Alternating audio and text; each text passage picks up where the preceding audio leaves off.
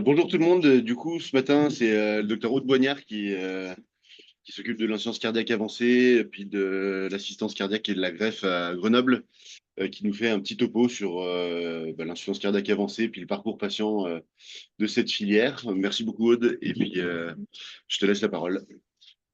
Bonjour, merci beaucoup de me permettre de parler de l'insuffisance cardiaque avancée. Donc, on va faire un petit rappel sur ce qu'est l'insuffisance cardiaque avancée. Alors, l'insuffisance cardiaque, je ne vais pas vous rappeler ce que c'est effectivement, mais vous savez que dans l'insuffisance cardiaque, on va mettre en place très rapidement les quatre piliers de l'insuffisance cardiaque, du traitement, donc les bêta-bloquants, les inhibiteurs de résine-angiotensine ou inhibiteurs mixtes angiotensin-2-néprilysine, les antagonistes des récepteurs aux minéralocorticoïdes et les inhibiteurs SGLT2. Quand vous avez un patient qui a une insuffisance cardiaque, bien sûr, il y aura les règles hygiéno-diététiques à appliquer, l'adaptation thérapeutique et l'optimisation du traitement. Et puis, pour certains, il y aura une prise en charge rythmologique qui va être nécessaire, avec pour certains un défibrillateur, plus ou moins une resynchronisation. Donc, vous connaissez tous les recommandations ESC, je ne vais pas m'attarder sur les recommandations. Et on va plutôt parler de l'insuffisance cardiaque avancée. Donc, vous savez, quand vous avez un patient qui a une insuffisance cardiaque, cette maladie cardiaque, on va pouvoir, pour certains, la stabiliser, voire un petit peu l'améliorer pour certains grâce au traitement médicamenteux et parfois avec la resynchronisation. Donc, il y a un grand nombre de patients qui vont plutôt rester stables, qui vont être des patients chroniques que vous allez suivre régulièrement. Et puis, vous avez des patients qui vont rentrer dans la maladie cardiaque de façon brutale et qui peuvent vous faire une insuffisance cardiaque aiguë avec un choc cardiogénique pour qui effectivement, c'est une insuffisance cardiaque avancée aiguë et pour qui il faudra prendre une décision thérapeutique rapide, qui peut mener jusqu'à la greffe cardiaque ou l'assistance cardiaque parce que ce sont des patients qui peuvent rapidement, décéder. Donc ça, c'est vraiment le parcours vraiment aigu de l'insuffisance cardiaque avancée. Et vous avez un autre parcours de patients qui est l'insuffisance cardiaque chronique, où vous avez des patients que vous pouvez stabiliser avec les traitements et qui, à un moment donné, peuvent se décompenser et faire des poussées de plus en plus rapprochées, jusqu'au décès si on ne les traite pas, de façon appropriée. Donc toute la difficulté pour les patients en insuffisance cardiaque chronique, c'est de dépister quel patient il va falloir adresser vers la filière greffe ou assistance et de ne pas rater le bon moment, pour les adresser, pour leur proposer le meilleur traitement. Donc, dans l'insuffisance cardiaque avancée, il y a une définition assez rigoureuse de l'ESC 2023 qui définit l'insuffisance cardiaque avancée par le fait d'être porteur, bien sûr, d'une insuffisance cardiaque avec des symptômes importants, des stade 3 au 4 de la NYHA, associés à une dysfonction systolique du VG, donc une FEVG en dessous de 30%, ou à une dysfonction du ventricule droit, ça peut être une DAVD, ou alors à des valvulopathies non opérables ou une cardiopathie congénitale, ou bien encore à une dysfonction diastolique avec des valeurs élevées de BNP ou de NT-proBNP, ou alors à une FEVG qui peut être mid-range ou préservée, mais avec des critères d'insuffisance cardiaque. Donc, pour parler d'insuffisance cardiaque avancée, il faut des symptômes importants. Il faut bien sûr une maladie cardiaque qui peut être une dysfonction gauche ou une dysfonction droite ou parfois une dysfonction diastolique. Et puis, ceci est associé à un patient qui va être congestif et qui a besoin de doses de diurétiques conséquentes, soit intraveineuses, soit en combinaison de diurétiques, ou bien encore ça peut être un patient qui a besoin de cure d'amine, ou un patient qui fait des arythmies ventriculaires, ou alors un patient qui est hospitalisé au moins une fois dans l'année pour un traitement d'insuffisance cardiaque. Donc on voit que ce sont les patients qui sont sévères et qui ont nécessité d'une prise en charge plus intensive de leur insuffisance cardiaque. Et puis le quatrième critère pour la définition d'insuffisance cardiaque avancée, ça concerne plutôt les patients ambulatoires, c'est un critère de retentissement fonctionnel avec l'évaluation par le test de marche de 6 minutes ou la VO2. Et ça, c'est quelque chose d'important à faire pour vos patients insuffisance cardiaque chronique, pour qui vous avez des critères d'alerte. Ne pas hésiter à leur faire un test de marche de 6 minutes ou une VO2 pour pouvoir en fait vérifier qu'on ne soit pas sur une insuffisance cardiaque avancée et on peut à ce moment-là discuter d'autres stratégies thérapeutiques. Donc l'insuffisance cardiaque avancée a une définition assez stricte de l'ESC. Donc, on voit que ce sont des patients qui sont sévères et qu'il faut quand même référer assez tôt pour discuter du projet thérapeutique chez ces patients. Alors, l'insuffisance cardiaque en Europe, je vous ai mis quelques chiffres un petit peu pour représentatifs. Ça touche 3 pour 1000 personnes année, surtout des adultes, bien entendu. Bien sûr, d'autant plus d'insuffisance cardiaque quand on est âgé. Dans 60% des cas, c'est plutôt une insuffisance cardiaque à FEVG réduite, avec une mortalité à 1 an, suivant les études, qui est décrite à 20% à 1 an et 53% à 5 ans.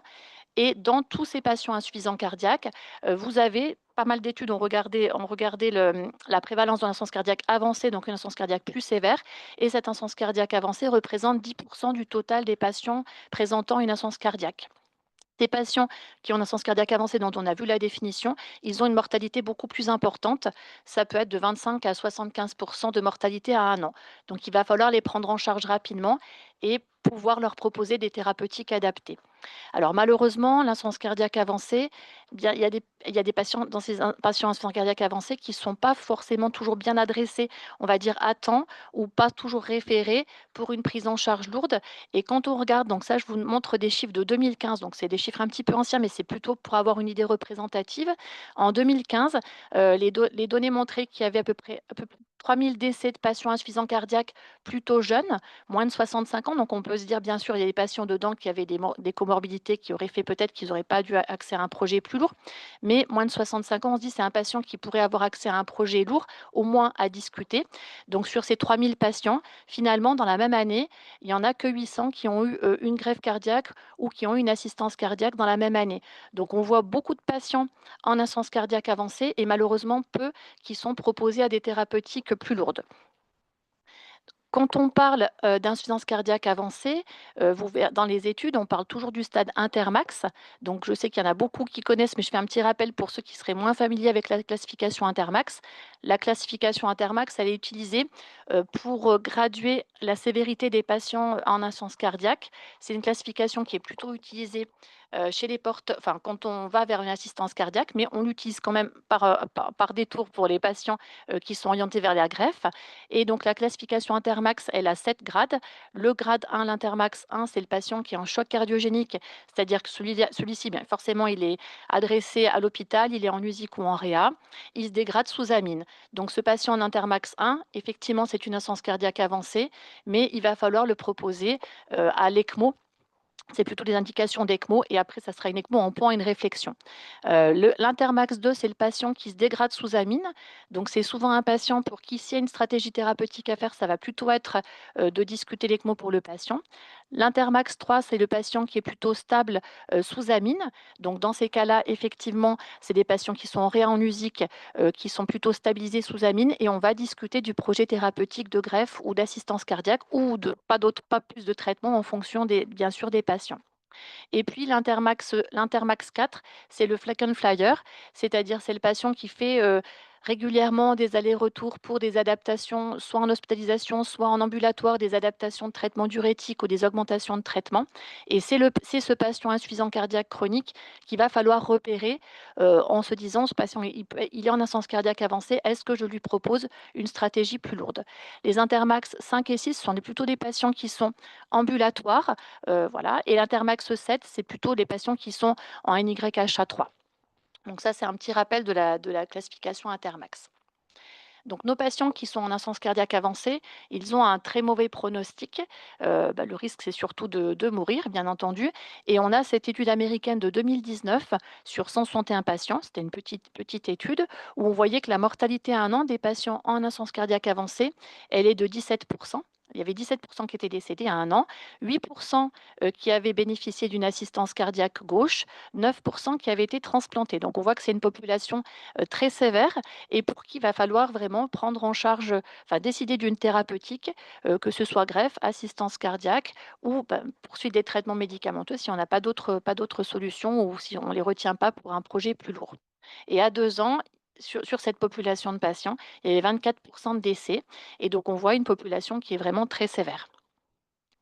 Quand vous avez un patient donc qui présente, les critères d'une insuffisance cardiaque avancée, donc ça c'est un petit arbre diagnostique pour avoir un petit peu les idées plus claires sur qui il faut orienter ou ne pas orienter.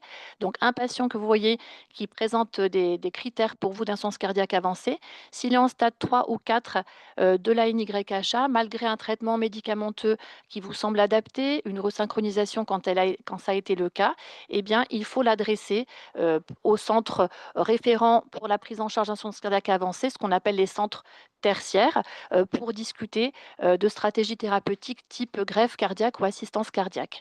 Donc ça, les patients classe 3, 4 NYHA qui ne sont pas du tout stabilisés avec leur traitement, il ne faut pas tarder et vite discuter de la stratégie, thérapeutique pour ces patients.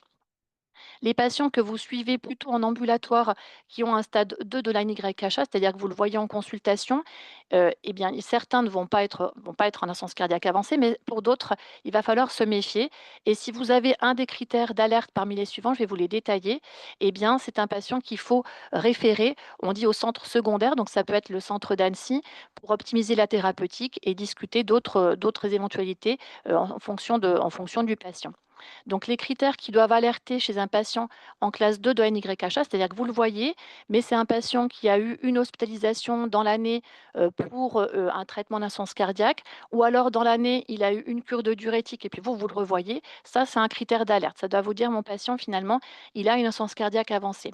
Si c'est un patient qui est en classe 2, mais vous êtes obligé, il ne tolère pas les bêta-bloquants ou vous êtes obligé de baisser la thérapeutique dans l'insuffisance cardiaque ou alors il commence à détériorer sa fonction rénale ou hépatique, ou alors en écho, vous constatez que le VD commence à se détériorer, voilà. Ou alors vous êtes obligé aussi de monter les diurétiques de façon importante et significative. C'est un patient qui a un critère de gravité.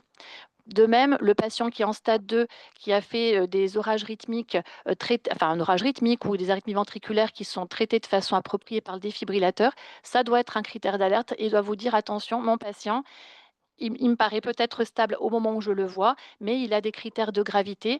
Donc, est-ce qu'il faut aller plus loin pour la stratégie thérapeutique chez ce patient? Est-ce qu'il faut adapter encore d'autres traitements? Et est-ce qu'il faut en fait discuter de greffe ou d'assistance cardiaque à moyen terme? On dit pour les patients d'insuffisance cardiaque avancée, on se pose la question de stratégie lourde, on va dire quand ils ont moins de 75 ans. Au-delà de 75 ans, c'est très compliqué. Alors, on dit plutôt moins de 75 ans parce que quand le patient va être à moins de 65 ans, c'est vrai qu'on va beaucoup lui proposer la greffe cardiaque, mais entre 65 et 75 ans, bah, il y a des créneaux pour proposer une assistance cardiaque gauche qui peut être de longue durée, comme le HeartMate. Eh bien et aussi pour vos patients qui sont en insuffisance cardiaque avancée, donc certains, vous allez pouvoir réfléchir à la prise en charge thérapeutique lourde et puis pour certains, à l'issue de la réflexion ou déjà si vous connaissez déjà le patient, s'il y a des comorbidités importantes, eh bien pour certains, vous saurez qu'il n'y a pas de traitement, lourd à proposer. Ça sera la poursuite de prise en charge médicamenteuse et puis, faudra par contre pas oublier de bien sûr bien les traiter et les accompagner dans une stratégie palliative.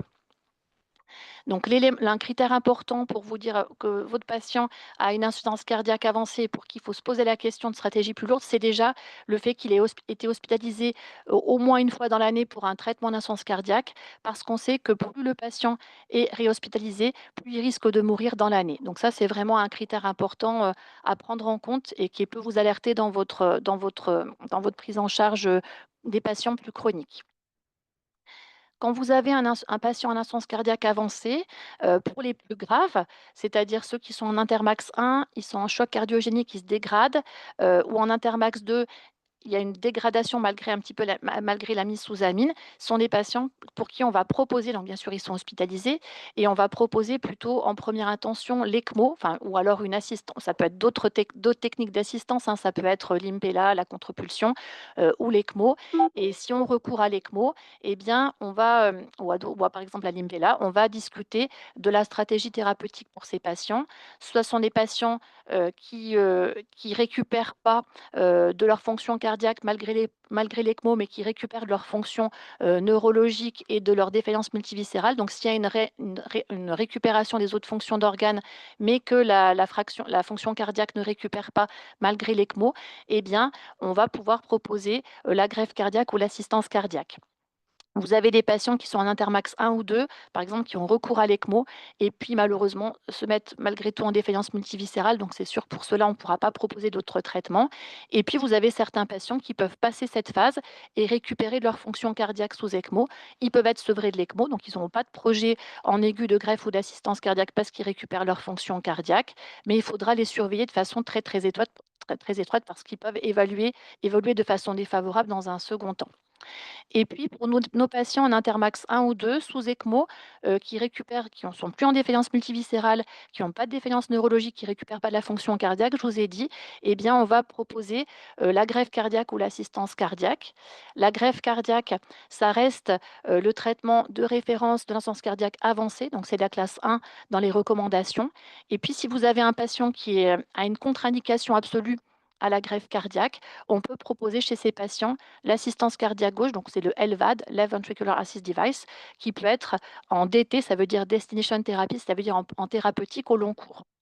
Et il y a aussi une catégorie de patients, ils ne sont pas candidats à la greffe en aigu parce qu'ils ont un autre élément, qui fait qu'il ne peut pas être transplanté. Ça peut être, par exemple, ça peut être une HTA-P avec des résistances hautes ou alors un doute sur un nodule, par exemple, suspect, au niveau pulmonaire. On n'a pas le temps dans l'urgence d'avoir vraiment confirmation de caractère bénin ou malin de ce nodule. Et bien, ce patient, il peut être, donc sous ECMO implanté d'une assistance cardiaque en pont à la décision. C'est-à-dire que se laisser le temps de faire le bilan sur, quelque chose qu'on ne peut pas faire en urgence, voilà, évaluer la gravité d'un nodule pulmonaire et en fait, si finalement le nodule est finalement bénin, c'est un patient qui pourra être transplanté dans un second temps.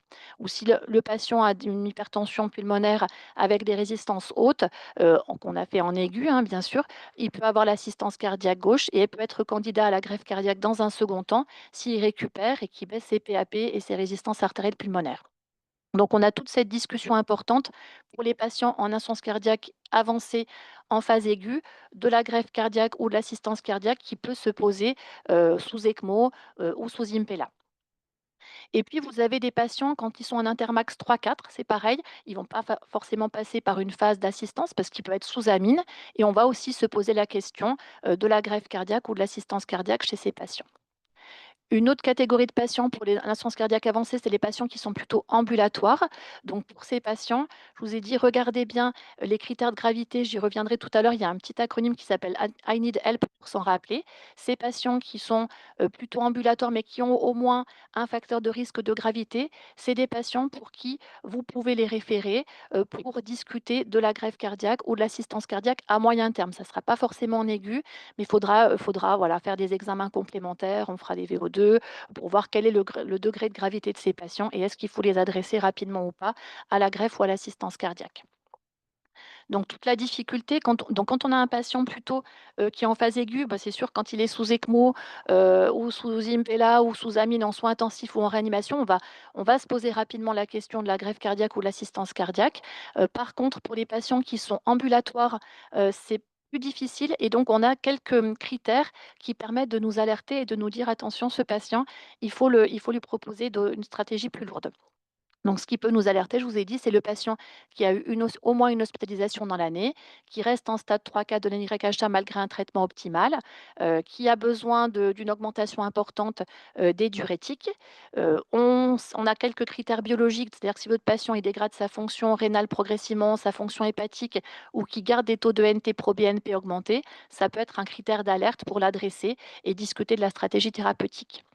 En écho, si vous avez un patient qui a une FEVG vraiment très basse, donc là c'est marqué moins de 30 mais plutôt moins de 20, on se pose la question de la stratégie thérapeutique.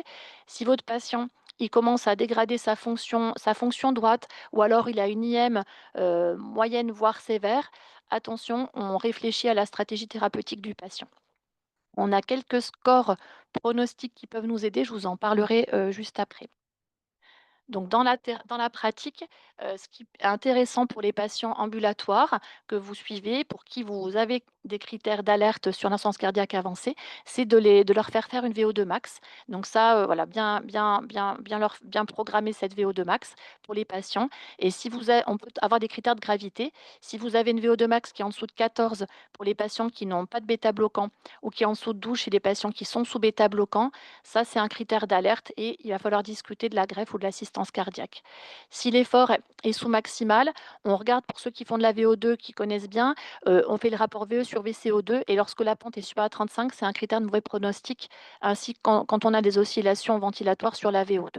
Donc la VO2, ça fait partie, c'est un des examens qu'on fait pour juger un petit peu de la gravité de l'insuffisance cardiaque avancée pour des patients plus chroniques et qui nous guide aussi dans la décision pour savoir si on va vers la greffe cardiaque ou l'assistance cardiaque et à quel moment. C'est un des critères parmi d'autres, bien sûr. Alors, on a des scores pronostiques. Ça, c'est des scores qu'on peut se dire: «Bah, je le fais, puis je regarde la gravité du patient». Donc je vous en montre 2. Vous avez le score HFSS, qui tient compte de paramètres, de paramètres, enfin, certains sont biologiques comme l'anatrémie, il y a la VO2, la pression artérielle, la FEVG. Est-ce qu'il est bien resynchronisé ou pas? Est-ce que c'est une cardiopathie ischémique ou non ischémique? Et en fonction du score, on a un facteur de gravité. Est-ce que mon patient est à haut risque, à bas risque ou à moyen risque? Donc, par contre, en pratique, on voit que ça sous-estime souvent, la gravité des patients. Donc on le fait, mais c'est pas voilà, c'est juste indicatif. Le score de Seattle, c'est pareil, ça c'est un score qui est quand même ancien, qui tient pas compte des nouveaux traitements d'insuffisance cardiaque. Voilà, donc en fait, celui-là, on le fait très, très peu parce qu'en fait, il sous-estime aussi la gravité des patients. Donc en général, on fait le score HFSS, mais tout est relatif parce qu'on sait que c'est pas si indicatif que ça sur les patients graves. Donc quand vous avez un patient, qui est en insuffisance cardiaque, il y a une technique, un petit moyen mnémotechnique pour se dire: «Est-ce que mon patient, il faut que je l'adresse ou est-ce que je me pose la question, est-ce qu'il faut que je l'adresse dans la filière insuffisance cardiaque avancée?» C'est le I need help, donc il est facile, celui-là il est facile à retenir. C'est le patient, qui a eu recours à des amines, donc c'est même si bon, si vous êtes en hospitalisation, vous allez vous poser la question, mais si vous le voyez, en consultation et qu'il a eu une cure d'amine récemment ou dans l'année, vous vous dites: «Attention, mais ce patient, il est pas stable et il faut l'adresser à la filière insuffisance cardiaque avancée». Si ça n'a pas été si la discussion n'a pas eu lieu déjà auparavant. Ça peut être un patient qui est en stade 3 ou 4 de la NYHA qui garde, des BNP augmentés. Ça peut être un patient qui dégrade sa fonction rénale ou hépatique progressivement, que vous surveillez, vous voyez que ça se dégrade, ça c'est un critère d'alerte. Le patient qui a une FEVG en dessous de 20. Un patient qui a eu, des chocs appropriés, ça veut dire que son défibrillateur marche bien, c'est une bonne thérapeutique adaptée, mais ça veut dire que sa maladie cardiaque n'est pas stabilisée, donc il faut se poser la question et l'adresser en fonction des patients, bien sûr, dans la filière insuffisance cardiaque avancée. Si votre patient, pareil, il a eu au moins une hospitalisation dans l'année ou si vous êtes obligé de monter beaucoup, les diurétiques, c'est un critère d'alerte et puis un patient aussi, quelque chose qui doit nous alerter, c'est quand on a un patient qui a une insuffisance cardiaque chronique, il est bien optimisé, on commence à arrêter les traitements ou à baisser beaucoup les thérapeutiques parce qu'il ne les supporte pas, ou il dégrade sa fonction rénale, ou il est très hypotendu. Ça, c'est un critère d'alerte et l'insuffisance cardiaque n'est pas stabilisée et il faut réfléchir à d'autres traitements, potentiellement plus lourds pour le patient. Donc le but, c'est d'être organisé en réseau, d'avoir une bonne concertation et voilà, beaucoup de discussions entre l'équipe du libéral, la CH d'Annecy, les autres hôpitaux et le CHU pour pouvoir screener les patients et les référer au bon moment.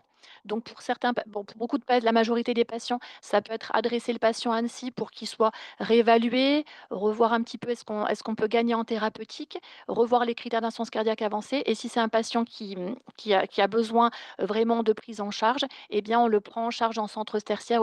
Centre tertiaire, c'est ce qu'on appelle les CH enfin, c'est pas centre tertiaire, c'est les CHU. On le prend en CHU pour pouvoir discuter, en consultation ou en hospitalisation en fonction du patient, d'un traitement plus lourd. Donc nous, au CHU, on a pour tous nos patients, bien sûr, il y a les consultations, on peut les voir en consultation en HDJ ou en hospitalisation selon les cas. Et après, on discute toujours de nos patients. On a en staff pré-greffe, pré-assistance, systématiquement une fois par mois, où il y a une concertation pluridisciplinaire. Donc on a les cardio, les réa, les chires cardiaques, psychiatres, infirmiers de coordination. On a les soins palliatifs aussi qui sont présents. Donc il y a beaucoup, beaucoup de personnes présentes. Et on est aussi en visio avec l'équipe d'Annecy. On fait en plus un staff, de nos patients, en attente de greffe ou des nouvelles discussions chaque semaine. Donc ça, c'est pas en visio, c'est chaque semaine, mais une fois par mois, c'est en visio accessible à tous. Et on évalue à chaque fois, l'indication, de la thérapeutique, les comorbidités, les contre-indications. On discute à chaque fois de la greffe ou de l'assistance cardiaque pour chaque patient et si c'est un patient qui doit avoir une assistance cardiaque gauche, le LVAD, on fait très, très attention à l'évaluation du VD parce que pour l'assistance cardiaque gauche, il faut que le VD fonctionne correctement. Je vous montrerai tout à l'heure. Alors souvent, on a, heu, des patients qui sont adressés tardivement. On a quand même pas mal de patients qui arrivent en choc cardiogénique, donc certains d'entre eux n'ont même jamais vu de médecin initialement. Donc on voit, il y a voilà, dans la prise en charge de santé en général, il y a peut-être quelques soucis. On a les 2 derniers patients, on a des patients qui sont arrivés qui n'avaient même pas vu le médecin généraliste, qui étaient essoufflés depuis un mois. Donc ça, c'est des voilà, bon ça, c'est plus la prise en charge en amont et très, très en amont. Mais en fait, on a des patients qui arrivent dans la maladie de façon aiguë Donc ça, on peut se dire qu'on peut pas trop rattraper, on n'aurait pas pu les prendre en charge plus précocement. Et puis il y a certains patients chroniques, qui peuvent arriver trop tardivement et trop tardivement avoir dépassé l'âge de la greffe cardiaque ou avoir, une dysfonction droite trop importante, ce qui fait que en étant trop âgés et ben, certains n'ont même plus accès à l'assistance cardiaque gauche parce que le VD est défaillant. Donc ça veut dire qu'il faut vraiment réfléchir pour nos patients, de les adresser dès que possible, même si c'est une discussion qui va pas apporter, enfin, même si on va pas mettre une implantation ou une assistance cardiaque au patient, immédiatement, ça peut être à moyen terme ou à long terme pour le patient. Donc quand on a une insuffisance cardiaque avancée, la greffe cardiaque, ça reste le traitement de référence de l'insuffisance cardiaque, pardon. Ça reste le gold standard et puis, donc ça reste la classe 1 dans les recommandations. L'assistance cardiaque gauche, le LVAD, comme le HeartMate, je vous montrerai, il peut être mis en point à la transplantation, en thérapeutique au long cours, en point à la décision. Pour le SC, c'est recommandation de grade 2A. Pour les recos américaines, eux, ils sont plutôt en recommandation de classe 1, ils mettent beaucoup plus d'assistance, que nous en France. Donc pour chaque patient qui nous est adressé pour l'insuffisance cardiaque avancée, on va discuter. Est-ce que c'est le moment pour la greffe cardiaque ou l'assistance cardiaque? On pèse le pour, et le contre de chaque thérapeutique et puis il y a certains patients où c'est pas forcément le moment. On peut les voir une première fois et puis on les suit en concertation tous ensemble, en collaboration tous ensemble et pour, ne pas rater le coche quand ça sera le moment. Donc, je vous fais un petit rappel sur la greffe cardiaque et après l'assistance cardiaque. Donc, la greffe cardiaque, bien sûr, elle est proposée à des patients en insuffisance cardiaque avancée qui doivent être bien sûr compliants au traitement parce qu'il y a une prise en charge thérapeutique derrière lourde, il y a un suivi important.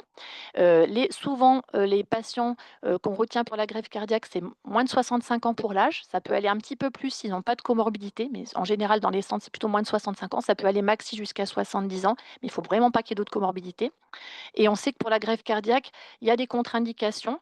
Alors, il y a des contre-indications parfois relatives, c'est-à-dire que si un patient est en pleine infection, on ne va pas pouvoir le greffer en aigu, mais une fois l'infection stabilisée, on pourra le transplanter une fois qu'il y a pleine infection. Donc ça se discute, ce n'est pas une contre-indication absolue. On peut avoir des patients qui ont des pathologies artérielles périphériques très sévères, une AOMI sévère. Donc ça, on discute, que ce ne soit pas une contre-indication parce qu'il faut quand même pouvoir, pour la greffe cardiaque, avoir des abords vasculaires, périphériques, pouvoir, mettre les canules pour la CEC, pour l'ECMO éventuellement. Voilà, donc ça, c'est ce qui se disc ça se discute en staff pour savoir si c'est une problématique ou pas pour nos patients. Pour tous nos patients en attente de greffe cardiaque, on va faire un cathé droit systématique et si les patients malheureusement ont une hypertension pulmonaire irréversible, c'est-à-dire des pressions pulmonaires hautes avec des résistances artérielles pulmonaires supérieures à 4 unités Wood qui ne sont pas réversibles avec les tests pharmacologiques, eh bien, il y a certains patients qui ne peuvent pas accéder à la greffe cardiaque, parce que si on fait une greffe, on va avoir une dysfonction du ventricule droit et on va perdre le greffon et le patient. Donc dans ces situations-là, par contre, on peut discuter d'une assistance cardiaque gauche, donc par exemple le HeartMate, pour faire baisser les pressions, baisser les résistances artérielles pulmonaires et pouvoir transplanter le patient dans un second temps. Donc ça, c'est aussi une contre-indication relative, ça se discute pour chaque patient. Un patient qui a un cancer aigu, là, ça va être problématique parce qu'on va mettre les immunosuppresseurs pour la greffe et on peut faire flamber le cancer. Donc, par contre, en fonction du type de cancer, on dit souvent que c'est 50 contre-indications, mais attention, suivant le cancer, certains cancers, ça peut être 2 ans. Tout ça, ça se discute en concertation avec les oncologues. Donc, voilà, ça, c'est vraiment en discussion pluridisciplinaire. Un patient, qui a une insuffisance rénale sévère avec un DFG en dessous de 30, si on est parti sur une greffe cardiaque isolée, ça peut être une contre-indication. Par contre, si c'est un patient qui est en âge, on peut aller vers une greffe cœur plus rein combinée. Voilà. Un patient qui est obèse, avec un indice de masse corporelle supérieur à 35 kilogrammes par mètre carré, aux États-Unis, eux, c'est plutôt une contre-indication, donc ils mettent souvent les LVAD, ils essayent de leur faire perdre du poids. En France, c'est une contre-indication relative, c'est-à-dire on va les lister, on essaie de leur faire perdre du poids, bien sûr, mais on aura un peu plus de difficultés d'avoir accès à un greffon et on sait qu'ils ont des suites de greffe beaucoup plus compliquées. Le patient qui consomme de façon active et qui n'est pas sevré de consommation d'alcool ou qui est toxicomane, actif, c'est une contre-indication absolue à la greffe. Il faut qu'il soit sevré parce que, par exemple, pour l'alcool, on peut avoir il va pas prendre ses traitements, on peut avoir la récidive de la cardiopathie alcoolique sur le greffon. Nous, il nous faut vraiment une compliance la plus, on peut pas, personne n'est parfait, on l'est pas, mais la meilleure possible pour la prise en charge des traitements. Et un patient qui va prendre des drogues, souvent ils prennent pas bien leur traitement et ça fait partie des contre-indications absolues. Donc il faut vraiment qu'il soit sevré et qu'il soit compliant. Donc on s'assure de tout ceci quand on va avoir proposé, quand on oriente quelqu'un vers la greffe cardiaque. Pour, ce qui est de l'assistance cardiaque gauche, ce qu'on appelle le LVAD ou voilà, le LVAD, donc ces patients, on peut le proposer chez des patients qui sont en insuffisance cardiaque avancée, donc c'est un peu les mêmes critères en gros d'indication que la greffe cardiaque, mais on est un peu plus large parce que ça peut être proposé chez des patients qui sont en attente de greffe, c'est-à-dire qu'on est parti pour les inscrire sur liste de greffe cardiaque, on les liste, le greffon n'arrive pas ou alors on est en situation urgence et il n'y a pas de greffon disponible, on peut les implanter de l'assistance cardiaque gauche et ils vont être en pont à la transplantation cardiaque. Ils sont greffés ultérieurement, mais ils seront vivants grâce à la machine d'assistance. Donc ça, c'est la première catégorie de patients, des implantations en pont à la transplantation cardiaque. Et on a d'autres patients qui vont dans l'indication de l'assistance cardiaque gauche en thérapie définitive, soit parce qu'ils ont autre chose qui empêche la greffe, une autre comorbidité, soit parce que l'âge fait qu'ils n'ont plus du tout accès à la greffe. Donc c'est pour ça qu'on peut aller à l'assistance cardiaque gauche en général jusqu'à 75 ans. Nous, on a notre dernier patient qui a été implanté à 75 ans. Bon, les suites ne sont pas toujours faciles, mais là, il va bien. Donc voilà, on peut aller jusqu'à 75 ans d'indication pour l'implantation en thérapie définitive. Donc petit rappel très rapide, mais pour l'assistance cardiaque gauche, le HeartMate, c'est une pompe centrifuge. Ça se fait par sternotomie ou thoracotomie. La pompe, donc elle a une canule, il y a une canule, ce qu'on appelle la canule inflow, la canule d'entrée, qui va aspirer le sang du ventricule gauche. Le sang passe par la pompe centrifuge et c'est réinjecté par un tube sur l'aorte ascendante. Ça permet, le cœur est toujours en place, hein, il se contracte comme il peut, enfin il fait une petite activité et la majorité du débit passe par la pompe.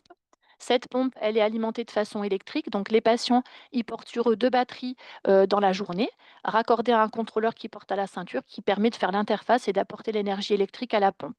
Et puis donc ces batteries, elles ont plus de 15 heures de durée dans la journée et la nuit, les patients se branchent sur un système qui est, voilà, une interface, branchée sur le secteur pour être alimenté en permanence et pas avoir à penser à la durée des batteries. C'est un système qui est complètement silencieux et les patients, après une éducation thérapeutique, les patients, ils sont complètement autonomes. Donc on a bien sûr des contre-indications qui existent aussi. On a des contre-indications pour la greffe qui existent. Et il y a aussi des contre-indications qui existent pour l'assistance cardiaque gauche. Eh bien, c'est que vous avez vu cette pompe, elle fait fonctionner le ventricule gauche. Elle ne fait pas fonctionner le ventricule droit. Il faut que le VD il tienne bon, il soit autonome. Donc si on a un patient qui a une dysfonction droite sévère, ça ne marchera pas si on met un LVAD. Parce que vous allez avoir, si le VD est défaillant, le VG artificiel va pas fonctionner, la pompe va pas fonctionner, elle aura pas suffisamment de précharge et la pompe va sonner tout le temps en bas débit. Donc si on a une dysfonction droite trop sévère, on pourra pas proposer l'assistance cardiaque gauche. C'est pour ça que pour des patients en insuffisance cardiaque avancée, chronique, eh bien, faut pas non plus attendre trop pour l'implanter parce que si elle a l'IVD qui apparaît, qui est sévère, on ne pourra pas implanter l'assistance cardiaque gauche et au jour d'aujourd'hui, il y a pas de machine d'assistance qui assiste le VD et le VG qu'on puisse mettre en thérapie au long cours. Il y a le Carmat, qu'on appelle Ison maintenant, qui est en cours, mais en pont à la greffe, mais il n'est pas en thérapie définitive, donc on ne peut pas le proposer à un patient, en thérapie définitive au long cours, en destination therapy. Donc en destination therapy, on a pour l'instant que l'assistance gauche et s'il y a une IVD, ben, on ne peut pas leur proposer. Les patients qui ont une cardiopathie hypertrophique restrictive, ça ne marchera pas avec l'assistance cardiaque gauche. Le VG est trop petit, on va avoir des effets de succion de bas débit, donc la machine ne va pas fonctionner. Sur des patients qui ont des cardiopathies congénitales complexes, là, on discute avec le chirurgien, est-ce que l'assistance cardiaque gauche est possible ou pas? Dans certains cas, c'est possible, dans d'autres pas. Si le patient il est en défaillance multiviscérale, il est trop sévère, c'est pas la place du LVAD, c'est plutôt la place de l'ECMO et ça peut être le LVAD si on récupère des défaillances multiviscérales. Si le patient il a une cirrhose ou alors une atteinte respiratoire hyper sévère, on discute est-ce qu'il faut mettre le LVAD ou pas. Un patient qui a une espérance de vie moins de 2 ans, par exemple avec un cancer, on n'ira pas au LVAD parce qu'il faut quand même au moins une espérance de vie attendue supérieure à 2 ans. C'est quand même une chirurgie, qui est lourde et il faut quand même que le patient, il en gagne au niveau de l'espérance de vie et de sa qualité de vie. Si le patient est dialysé de façon chronique, c'est compliqué. C'est-à-dire que si le patient, il est en pont à la greffe, ça peut se faire. On peut mettre le LVAD, dialyser. Techniquement, c'est vraiment difficile à gérer, mais on peut y arriver et ça peut être un patient candidat à la greffe cœur-rein derrière. Par contre, si c'est un patient qui est en un insuffisant cardiaque chronique et dialysé ou une insuffisance rénale très sévère, on sait qu'il va basculer en dialyse, on ne lui proposera pas l'assistance cardiaque gauche parce que le maniement de l'assistance cardiaque gauche avec une dialyse, c'est très compliqué. Alors s'il y a un projet de greffe, ça peut être une gestion très compliquée à courte durée en attendant qu'il soit greffé. Par contre, en thérapie au long cours, c'est pas rendre service au patient. Si le patient il est pas compliant ou qu'il va pas pouvoir gérer l'assistance cardiaque gauche, on retiendra, ça peut être une contre-indication à l'assistance cardiaque gauche. S'il est très dénutri, il va falloir passer par une étape avant pour le rénutrir, le réhabiliter pour qu'il puisse supporter cette opération. Et puis on a eu quelques cas de patients qui étaient alcooliques vraiment sévères, contre-indiqués à la greffe et qu'on n'a même pas pu proposer à l'assistance gauche parce que la compliance du patient n'était pas possible. Donc l'alcoolisme important et aussi peut être une contre-indication à la prise en charge par l'assistance cardiaque gauche. Quelques résultats, pour la greffe cardiaque et l'assistance cardiaque. Donc je vous montre les chiffres les derniers chiffres. En 2024 en France, il y a eu 414 greffes cardiaques. On voit qu'il y avait eu la baisse importante pendant le covid et on commence à remonter, mais on n'a pas réatteint les chiffres d'il y a quelques années. Il y a quand même malgré tout, je vais faire un petit aparté, mais il y a toujours la pénurie des greffons et il y a quand il y a des dons d'organes, il y a quand même plus de 30 de refus, de dons d'organes. Quand c'est le patient est candidat en mort encéphalique, voilà, il y a quand même 30 de refus. Donc l'Agence de la biomédecine travaille sur, une meilleure acceptation aux dons d'organes. Donc on a 414 greffes cardiaques en France en 2024 et on voit que c'est pas suffisant. Ici, en 2024, vous voyez, il y a 548 nouveaux inscrits et il y avait 221 patients inscrits déjà qui étaient déjà inscrits auparavant. Donc, on a le double de patients en attente et on a 414 greffes cardiaques à l'année, ce qui fait que pour un greffon proposé, vous avez un peu plus de 2 receveurs en attente. Donc, on a clairement toujours une pénurie du don d'organes pour le cœur. On a des patients qui meurent sur liste d'attente de greffe cardiaque chaque année. Donc en fait, c'est pour ça que l'assistance cardiaque gauche aussi, on y pense et on le fait en point à la greffe. Il y a des patients qui sont inscrits sur liste, et ben qu'on assiste, en pont à la transplantation cardiaque pour qu'ils puissent, toujours être bien sûr vivants, en bonne qualité de vie et avec une bonne qualité de vie et pouvoir être transplantés dans un second temps. Donc je vous ai mis quelques chiffres d'accès à la greffe. Donc on voit que, l'accès à la greffe, ben, il est variable selon les régions. Je vous ai mis les chiffres de Grenoble, plus de 300 greffes cardiaques faites à Grenoble et on a 123 patients, qu'on suit actuellement qui sont transplantés cardiaques. Les chiffres de greffe cardiaque, quelques exemples de 2024. Donc on a des disparités selon les équipes. La chance qu'on a en France, c'est que la greffe cardiaque, elle est dans 22 centres, donc elle est quand même accessible pour tous les patients. Il y a quand même une équité à l'accès aux soins, en France pour la greffe. La majorité des patients est greffée à la Pitié-Salpêtrière parce que c'est voilà, c'est Paris, donc c'est là où il y a beaucoup plus de patients. Majoritairement des centres, qui font on voit entre 15 et 20 greffes cardiaques. Nous, on est plutôt vers les 10 selon les années, mais on voit quand même un accès à la greffe qui est possible partout, en France pour les patients. Il y a des progrès, sur, la préservation du greffon. Vous savez, quand il y a la greffe cardiaque, les chirurgiens vont chercher le greffon, ça peut être partout en France. C'est rare que ce soit hors de la France et en fait, le greffon, il est transporté on disait le bac à glace. Il y a des progrès, il y a le Vitalpack où, le greffon, il est pas au contact des glaçons, bien entendu, mais il est protégé, en hypothermie. Donc là, le cœur est arrêté et il y a des progrès actuellement, sur d'autres, machines pour améliorer encore les résultats de la greffe cardiaque avec des machines de l'OCS ou le X Vivo. Ce sont des machines de perfusion. Donc dans le premier cas, perfusion normothermique, c'est l'OCS où le cœur il bat. Donc voilà, donc il est transporté comme ça, c'est quand même assez lourd. Vous voyez sur les 414 greffes en France, que 8 qui ont été réalisées sous cette machine et le Xbox, X Vivo où là, c'est une perfusion hypothermique, donc le cœur est perfusé mais en hypothermie. Il y a moins de surveillance, donc il y a beaucoup de travaux enfin beaucoup de réflexions sur savoir, dans quel cas utiliser cette machine Vitalpack, dans quel cas passer à une autre machine et il va y avoir des financements apportés pour pouvoir avoir accès, à ces machines de perfusion qui coûtent aussi cher pour la transplantation, mais qui permettent d'améliorer encore les résultats de la greffe en France. Les résultats de la greffe en France, je vous ai mont donc ça, c'est sur les années, il y a eu des progrès thérapeutiques, puis là, on est plutôt vers les 80. À 1 an, on a 80 de survie pour les patients, donc il y en a malheureusement 20 qui, qui passeront pas la première année, soit parce qu'ils font du rejet, soit parce qu'il y a des infections ou de la défaillance primaire du greffon.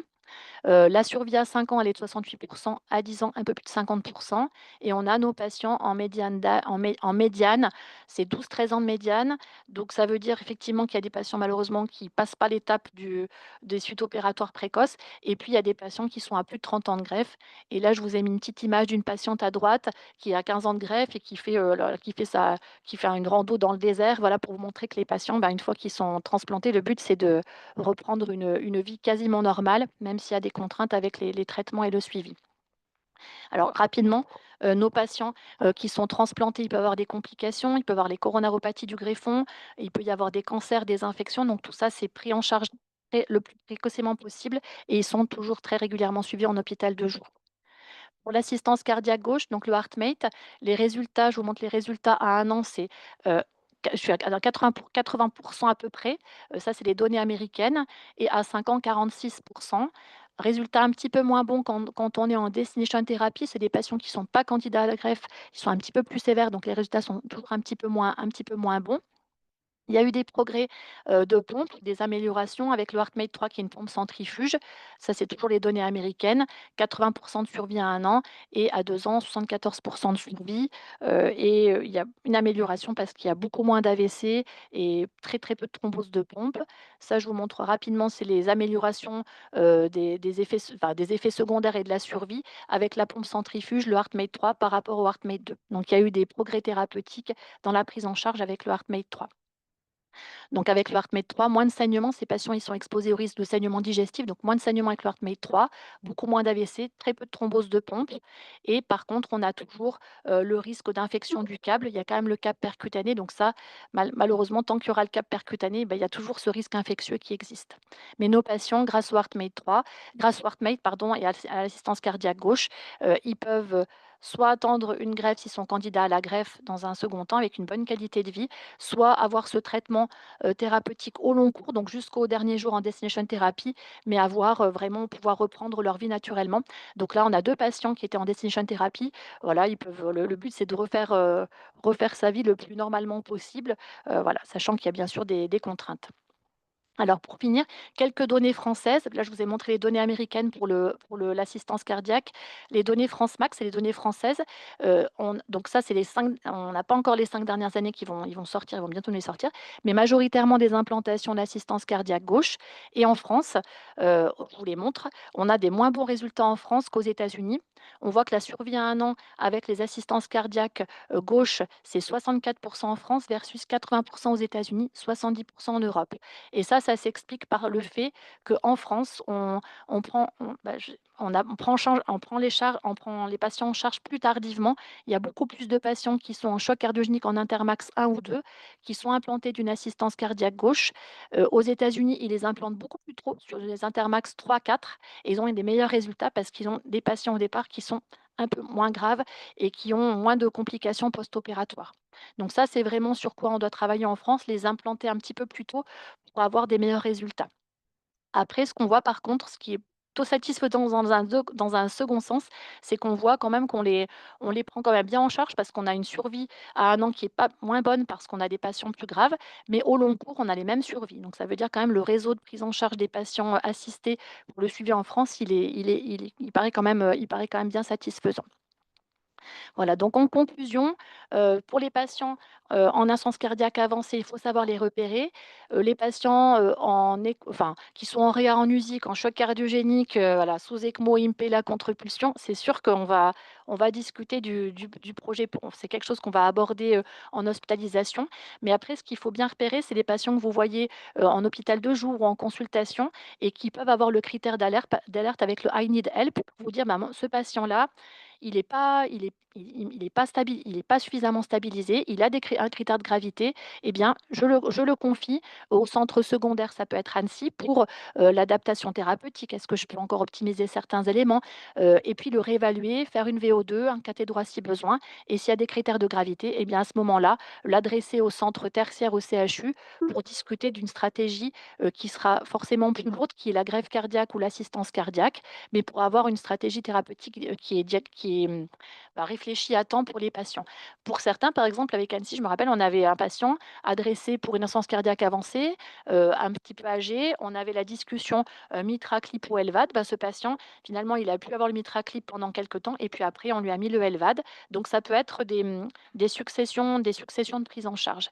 Et puis, pour certains patients, malheureusement, ça peut être parfois à l'issue de la réflexion, de la consultation ou de l'évaluation ou de l'entretien qu'on peut avoir même, en visio ou par téléphone, ça peut être une discussion d'absence de prise en charge lourde, en disant: Ça c'est un patient qui va être médicamenteux prise en charge médicale jusqu'au bout», mais ne pas oublier de les accompagner dans leur maladie cardiaque qui est chronique avec la prise en charge des soins palliatifs. Ça, c'est un peu là où c'est un peu difficile de toujours, de toujours être bien performant, sur la prise en charge palliative chez ces patients. Voilà, donc ça, c'était ce que je voulais vous dire aujourd'hui. Donc on a vu on essaye de voir quand est-ce qu'il faut proposer les patients d'insuffisance cardiaque avancée, quelles sont les stratégies thérapeutiques, la greffe cardiaque ou l'assistance cardiaque. On voit bien sûr la survie, il peut y avoir bien sûr des complications et nous, pour vous dire, demain, on fait une première marche avec les patients à la Bastille. Malgré la chaleur, on va pas forcément beaucoup marcher, mais pour ceux qui connaissent Grenoble, donc on va prendre les bulles, faire une petite marche symbolique avec les patients. Il y a des patients insuffisants cardiaques, des patients transplantés, il y a des patients porteurs de HeartMate et on fait une petite marche symbolique pour communiquer sur, l'insuffisance cardiaque avancée pour que voilà, pour que le grand public, sache qu'il y a des traitements qui existent, la greffe cardiaque, l'assistance cardiaque, voilà et en même temps que nous, dans d'autres centres en France, il y a des événements similaires, certains qui marchent, certains qui font des conférences grand public. Voilà, donc je voulais vous faire une autre petite pub pour demain. Voilà ce que je voulais vous dire. D'accord. Super, merci beaucoup, Aude. C'était Ouais. très complet et instructif. Mmh. Est-ce qu'il y a des petites questions? Question, moi. Salut Aude, c'est Antoine Appert. J'avais une question sur les dispositifs d'assistance cardiaque gauche, les nouveaux Oui. dispositifs. Est-ce que tu as des contre-indications sur le morphotype du patient, notamment les petites dames avec des petits thorax? Est-ce que c'est des contre-indications ou moins en moins là, avec les nouveaux dispositifs? Alors en fait, ce qui se passe, c'est que pour le alors les dispositifs d'assistance cardiaque gauche, avant on avait le hardware qui était plus petit. Où on arrivait à avoir pour des petits gabarits, c'était quand même très, très utile et le hardware malheureusement, n'est plus sur le marché. On a encore, quelques patients donc voilà, on fait le suivi thérapeutique, la prise en charge, mais on ne peut plus implanter de hardware. Donc ça, pour les petits gabarits, ça peut poser problème. Pour le HeartMate, maintenant en assistance cardiaque gauche, on a le HeartMate, donc c'est déjà bien. Il reste le HeartMate 3 et on peut aller jusqu'à des surfaces corporelles à jusqu'à 1,3 mètres carrés.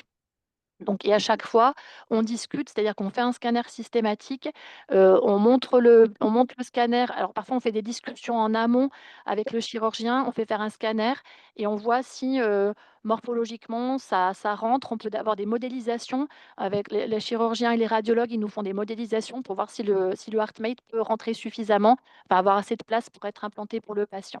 Mais c'est vrai que pour l'instant, en matériel, pour l'instant, on n'a que le HeartMate à disposition. Voilà. Après, il y a peut-être une pompe, il y a une pompe de l'équipe de Bordeaux où il va y avoir un essai qui va débuter. On aura peut-être d'autres, l'avenir nous dira si on a d'autres pompes, mais c'est vrai que pour l'instant, on est sur le HeartMate et c'est Ok, la même merci. taille pour tout le monde. Le même matériel pour tout le monde, ouais, malheureusement.